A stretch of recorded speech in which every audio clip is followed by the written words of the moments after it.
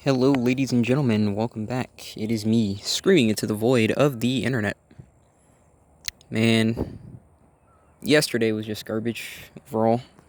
Even after I went home, it was still garbage, and I had to deal with nagging freaking chicks.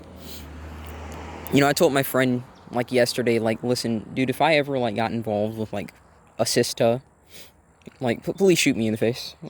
It's not me, I've been hijacked. I've been hijacked. Honestly, man, God rest your soul if you even had to grow up similarly to me in the I can't even speak this morning. Sorry. But if you at least just had two freaking sisters who were actually, sisters, fancy way of saying a black woman, right? Specifically a ratchet, okay? Like God rest your soul, man, cuz I can't stress to you how irritating it is to be around these people. It really is. It really freaking is, man. But I want to get to something that someone mentioned in the comments on my previous video. I think his name is Garrett, so shout out to you. He said that he wanted me to talk about things in relation to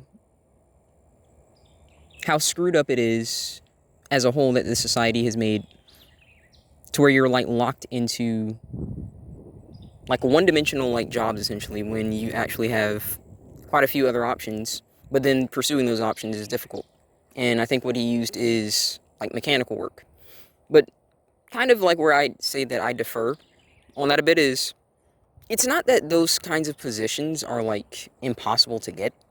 You know what I mean? Because say for example, he said, the mechanical work.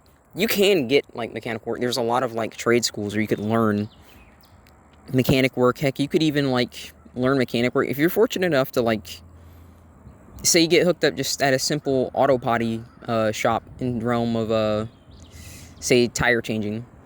Usually those guys are going to know how to do more than change tires, and so you could get experience that way. You know what I mean?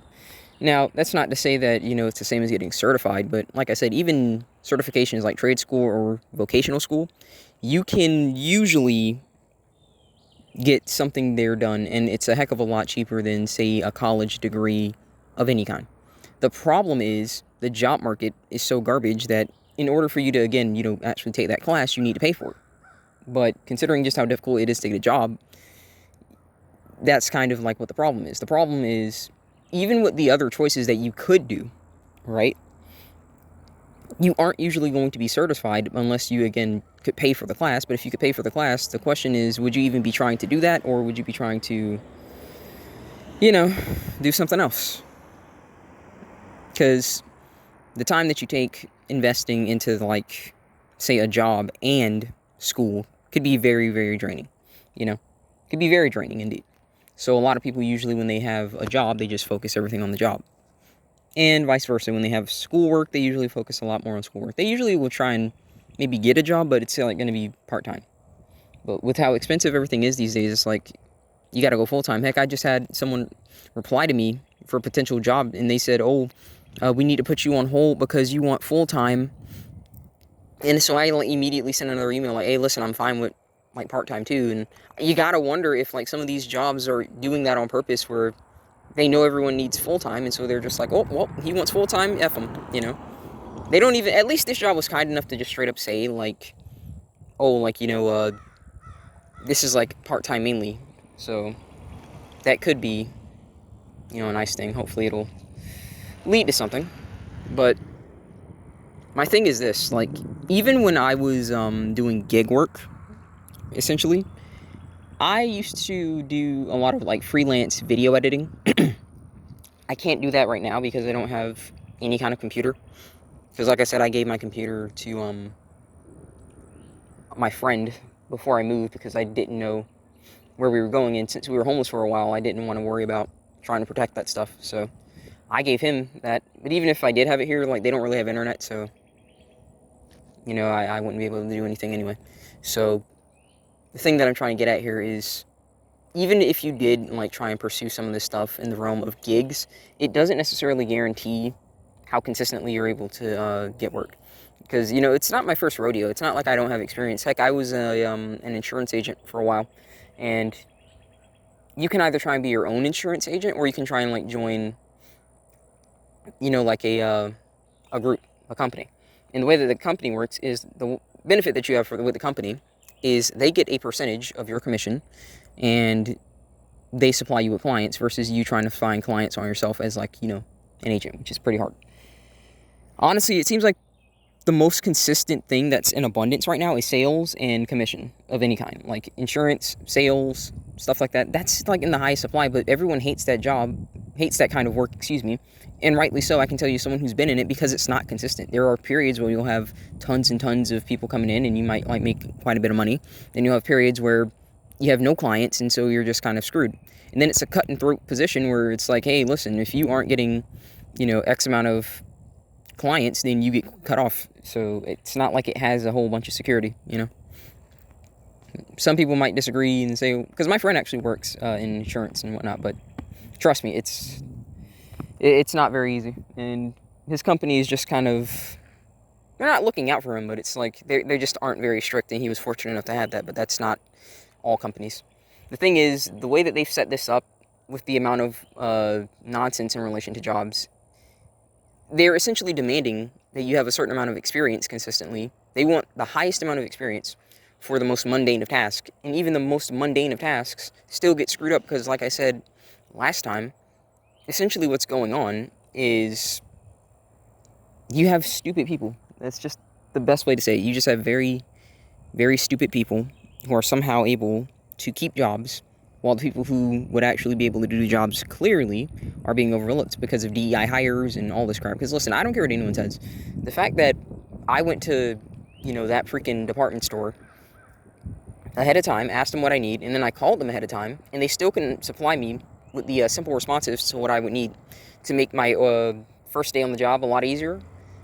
Yikes. And the fact that they themselves did not send me a freaking email, in relation to like needing what I needed for like the orientation and whatnot. The fault was on theirs. I didn't do anything wrong aside from, I guess, just not bringing my ID. If you really want to say that it's my fault, all right, I'll say that, right? But the fact of the matter is, I again called ahead of time, and they didn't do anything. They didn't give a rat's arse. They didn't attempt to even try. I stayed on the line for 45 minutes, and I'm not trying to say this as, going back to that thing and starting to complain again. I'm trying to prove a point here. The point is, way too many people who are employed are people that shouldn't be employed, and way too many people who aren't employed are the people who should be employed. The people who aren't employed, I've noticed, the people who are actually still looking, who haven't just like given up, they have good work ethic, okay? They bust their balls, they try their darndest to make sure that they're doing the best that they can in their job, because the better that they do their job, the easier the day goes, That's something that I don't really understand why people give such a hard time. I understand that there are some jobs that take a long time to do, but then there are other jobs where it's like, it's simple work. Like when I see somebody in fast food and you see these freaking ratchets, right? And they're over here complaining about how difficult it is. I'm like, it's not a difficult job. Listen, I've worked in like fast food. I've worked in like big kitchens and stuff like that. It's really not that serious. I would argue that it's more serious in relation to like the higher you go in quality, like line cooks and stuff like that, and chefs in the back.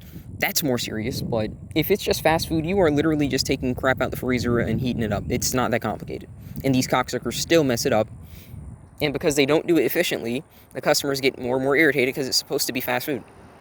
So again, it's just the average IQ of the workers, and the workers who are working, again, shouldn't be working. So it's just one big feedback loop where the people that really need to work are just consistently getting a harder and harder time, because the bigger the gaps between your history of employment are, the harder it is for you to get employed. That's kind of one of the biggest reasons why I was trying my hardest, and I'm still trying my hardest to, get something happening this year. And I thought I was going to have it happen yesterday, and unfortunately, just nonsense, I guess. But I'm not really surprised at this point, because like I said, I just really think that a lot of us guys in this space have really just been dealt like some bad hand. I don't know if we like got freaking cursed or something, but it sure as heck seems like it sometimes, because it's really not like we're not trying. That's kind of what I want to get at here. It's not like we're not trying.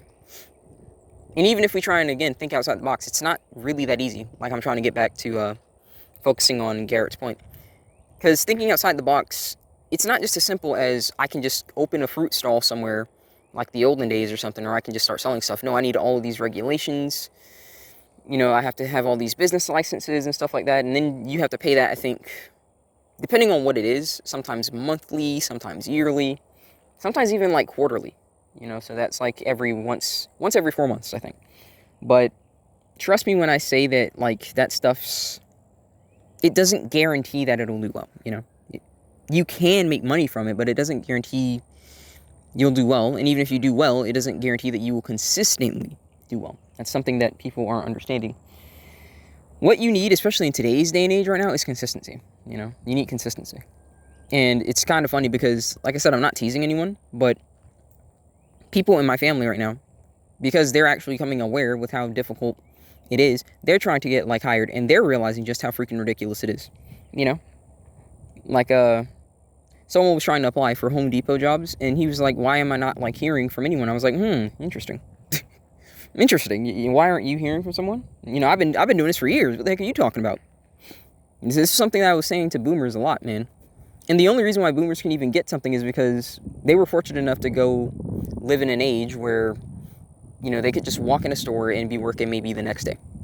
Period, And so if they're not stupid, they should, realistically speaking, at least at the bare minimum, have like a decade minimum of experience. But if they stopped working, then, you also got like a decade of gaps between employment. So, I don't even know if that's going to help them, because I've seen people who have like way better resumes, like well-formatted resumes, freaking master degrees. I've seen them get overlooked. So, like I said, it's really this DEI hire bull crap, and you see it a lot. Because when you can look and consistently see like instances where like they're asking you on applications, do you need what do they call it?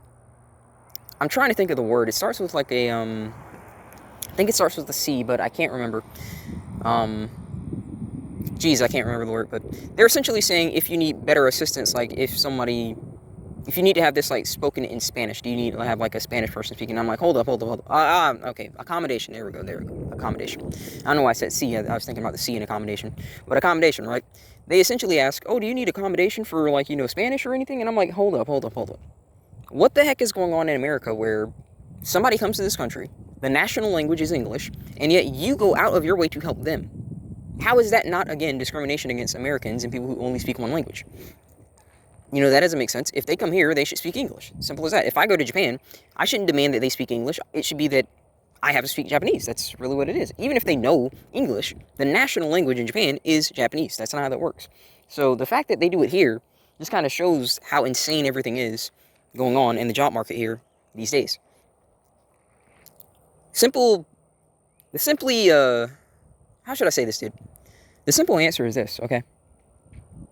I think that unless massive changes are made to the job market, I'm talking like companies start getting massive fines for like data scamming, where they're essentially just not trying to hire anyone and they're just trying to dodge taxes and all this stuff, because that's why they have like the positions open. It's not just about them like dodging the taxes though. It's mainly about them being able to get your data and then sell it, because you'd be surprised how much someone is willing to buy your data for. Which at this point, I wish I could just sell my data, because I'd rather sell it at this point, at least have something coming in. But the fact of the matter is this, okay? Unless something is done, like where these companies are severely fined, and there is like, hey, listen, if you have a position open, if that is not filled within a certain period of time, then, this is going to happen. If they don't do that, then realistically speaking, it's just going to crash. Because, listen, I don't care what anyone says. We are in a recession. It's just a recession where we have surplus. Like, the fact of the matter is, if you're in the West, and most people who are probably listening to this content are in the West, they're in, like, America and something like that, you have surplus, okay? You have surplus. If you live near a Walmart, the sheer amount of, like, food waste, for example, that Walmart produces is astronomical. You could easily, like, end hunger and stuff like that, like, say, in the West. I'm not going to pretend like everything would be hunky-dory, but problems that people have to deal with, like, on a consistent basis, like necessities, they'll get met. Even clothing waste, like clothes, I kid you not, literally go into warehouses after a while. Like, this is how retail works. They go in warehouses after a while and they just sit there for God knows how many years. Like, to this day, you could probably find something that's been sitting on a shelf for who knows how many years. It's pretty silly, you know? But unless something really changes, the recession is just going to get worse and worse. It's like, it's bad, but it's not enough for people to really take notice of, because they assume that because we have surplus that times are better than they are, but it's really not the case. I'm not really sure, though, you know? Because the fact of the matter is, you could talk about it all you want, but if nobody is willing to give you the benefit of the doubt, then, well, it's like what I always say, you're screaming into the void, right? So, who knows? Who knows at this point, you know?